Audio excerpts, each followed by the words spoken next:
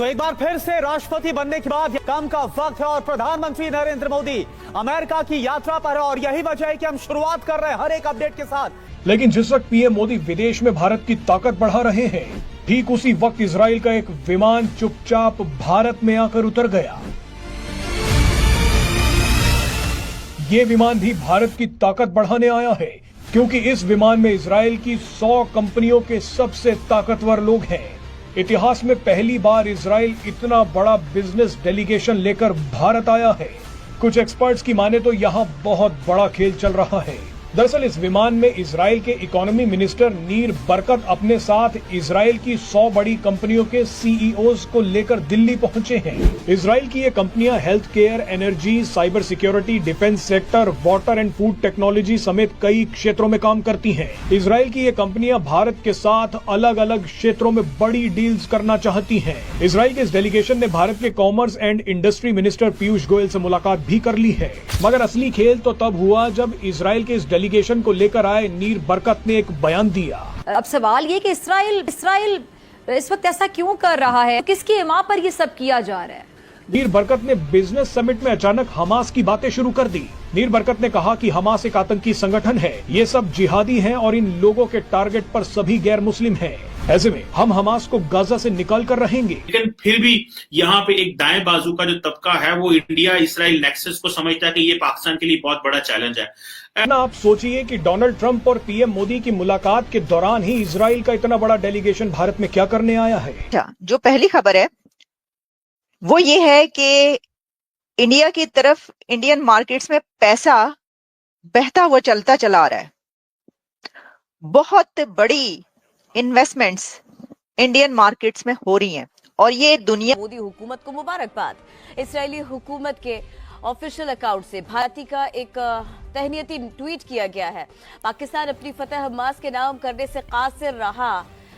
नमस्कार दोस्तों, कैसे आप सब? उम्मीद करते हैं आप सब बहुत अच्छे होंगे। दोस्तों आज का वीडियो काफ़ी शानदार होने वाला, क्योंकि आज हम देखने वाले हैं हमारे इंडिया की और अमेरिका की और इजराइल की लेटेस्ट न्यूज़। दोस्तों इजरायली विमान भारत आने पर काफ़ी पाकिस्तान में टेंशन का माहौल चल चुका है, क्योंकि भारत में कभी भी कोई विमान आता है तो उनके टेंशन चली जाती है। और दोस्तों एक मज़े की बात यह है कि भारत जो नरेंद्र मोदी जी फ्रांस गए थे तो अमेरिका गए थे, तब वो एरोप्लेन थी जिसमें बैठे हुए थे वो पाकिस्तान के ऊपर से चली गई थी, जिसके कारण पाकिस्तान काफ़ी खुश हो गए थे। दोस्तों भारत के नरेंद्र मोदी जी अगर हवा में भी चल रहे हैं तो इनके खुशी हो जाती है, अगर इनके देश में आ जाती तो इनको कैसा लगता है ये आप लोगों को कमेंट में घुसाना। और आप लोगों की क्या राय है इस वीडियो से इस ट्वीट में तंज किया गया है कि जो कुछ बड़े इंस्टीट्यूशंस हैं वो कह रहे हैं। इसी के साथ एक और खबर ये है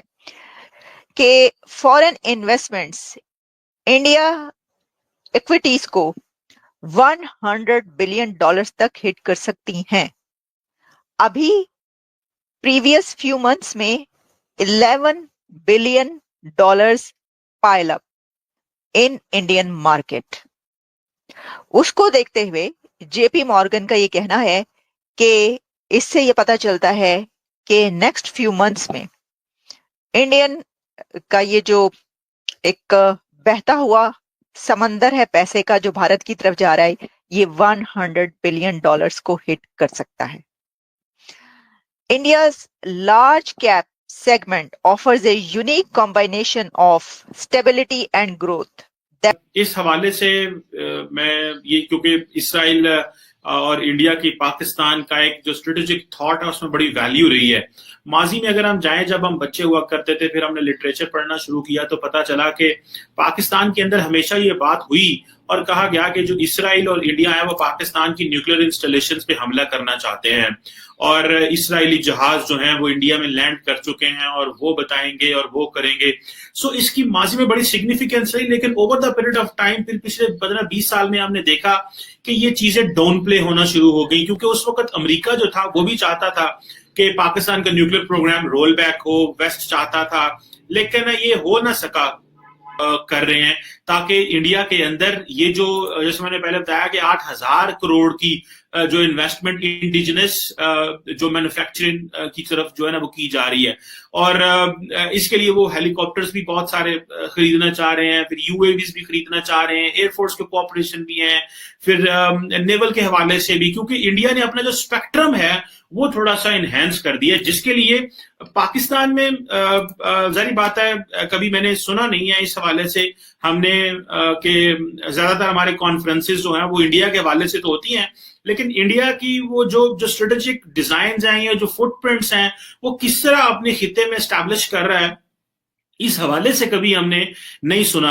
और जो पाकिस्तान में एक कई लोग कहते थे ये कॉन्स्पिरेसी थ्योरीज हैं कि हम सारा टाइम इसराइल को भी अपना दुश्मन बनाते रहते हैं, हमें इसराइल को अपना दुश्मन नहीं बनाना चाहिए, हमें इसराइल के साथ इंगेज होना चाहिए। लेकिन पाकिस्तान में क्योंकि बहुत बड़ी लॉबी है, वो कहती है कि अगर हम इसराइल से साथ इंगेज हो गए तो शायद ये हमारी हार है, और ये में अब उस तरह नहीं देखी जाती जैसे पहले देखी जाती थी। लेकिन ये मैं आपको बताऊं, इससे पहले मैं आपको बताऊं कि इंडिया इसराइल के 10 ईयर डिफेंस पार्टनरशिप की बात हो रही है, इससे पहले मैं ये बताऊंगा कि जो डिफेंस एक्विजिशन काउंसिल है जो कि इंडिया के डिफेंस मिनिस्टर राजनाथ सिंह जो हेड करते हैं, उन्होंने तकरीबन 8,000 करोड़ की जो आर्म्ड फोर्सेस मॉडर्नाइजेशन प्लान तैयार किया है, जिसे मेक इन इंडिया कह रहे हैं वो।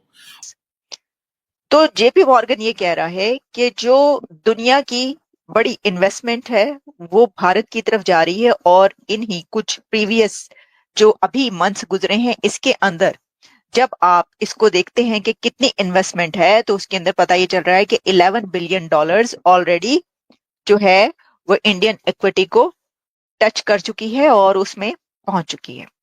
तो इससे ये एक अंदाजा लगाया जा रहा है, एस्टिमेट किया जा रहा है कि ये जो इन्वेस्टमेंट है ये पहुंचेगी $100 बिलियन तक।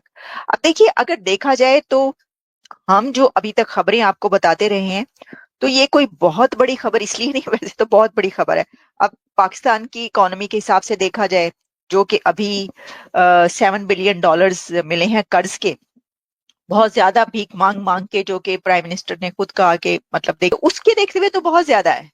लेकिन मैं ये बात कर रही हूँ कि देखिए, हम ये काफी अरसे से आपको बता रहे हैं, और जो इंडिया की 5th लार्जेस्ट इकोनॉमी पर पहुंची है ये, और फिर उसके बाद अब जो 3rd लार्जेस्ट की तरफ गामजन है, रवां दवा है मोदी साहब, उसके लिए हम पहले ही पता है हमें कितनी ह्यूज इन्वेस्टमेंट। अच्छा, अब ये जो इन्वेस्टमेंट्स हैं, इसमें एक फैक्टर ये कि उन सो गाइस, आपको मेरा ये रिएक्शन वीडियो कैसा लगा? अगर अच्छा लगा है तो प्लीज़ सब्सक्राइब कीजिए, शेयर कीजिए, बेल आइकन ऑन कीजिए, ताकि आपको आने वाली हर एक लेटेस्ट न्यूज़ आसान से मिल जाए। उम्मीद करते हैं आप लोगों को मेरा ये वीडियो पसंद आया होगा। पसंद आया तो ज़्यादा से ज़्यादा शेयर करना, ताकि हमारे और भी भाई बहन इस न्यूज़ को देखकर जानकारी हासिल।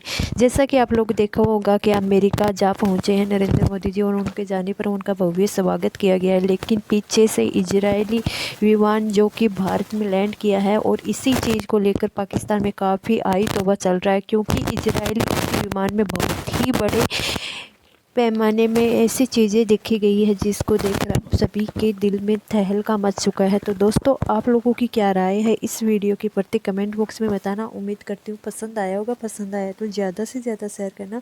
अगर आप मेरे चैनल पर फर्स्ट बार आए तो प्लीज़ सब्सक्राइब कीजिए, शेयर कीजिए, बेल आइकन ऑन कीजिए।